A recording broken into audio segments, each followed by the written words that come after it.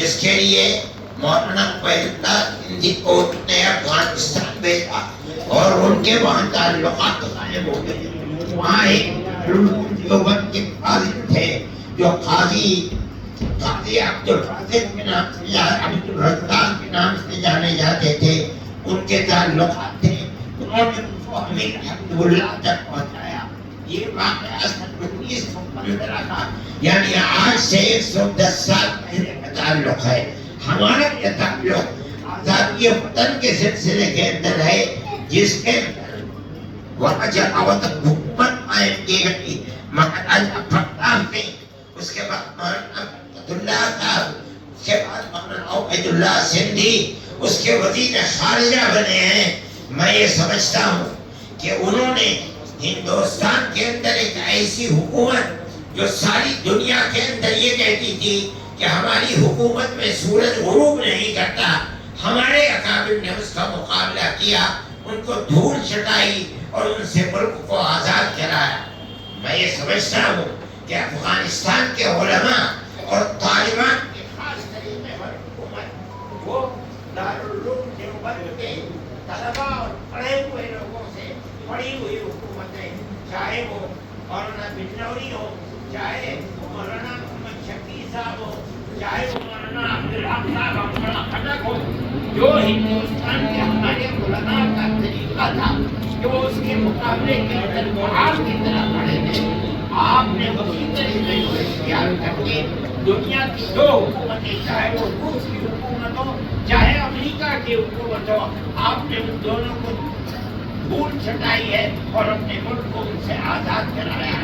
میں سمجھتا ہوں کہ اس کے اندر ہمارے اکابر کے طریقہ کار کا بڑا دخل ہے. اس لیے آج آپ یہاں تشریف لائے ہیں, یہ آپ کی اور آپ کے اکابر کی مادر علمی ہے. اس کے ساتھ ساتھ انہوں نے ملک کی آزادی کے لیے جو انتہائی مضبوط کارنامے کیے ہیں, آپ کے کارنامے ان کے بعد اور ان سے حاصل کردہ کارنامے ہیں. اس کا مطلب یہ ہے کہ آپ ان کے راستے پر چلے, اور ہمارا ماننا یہ ہے کہ مسلک کے اعتبار سے, مذہب کے اعتبار سے, ملک کی آزادی کے اعتبار سے جو آپ کر رہے ہیں اس کا ثواب یقیناً سب کا آخرت ان کے لیے بھی ہوگا. آج اگر وہ پیغمبر زمین بنے ہوئے ہیں اور قبرستان کے اندر قبر ہے لیکن ان کی زندگی زندہ ہے, آپ دارالعلوم کو اسی طرح دیکھ رہے ہیں, اور آپ نے جو اختیار کیا ہے ہم ان کو بھی انہی کی خوشا چینی سمجھتے ہیں, اور یہ سمجھتے ہیں کہ آپ نے ان کے پروگرام کو بلند کیا ہے. اللہ تعالیٰ آپ کو بلندی عطا فرمائے. آج آپ کا ملک ساری دنیا کے اندر ایک اسلامی ملک ہے جس کے اندر اسلام قرآن و حدیث کے حدود و قصاص کو آپ نے قائم کر رکھا ہے.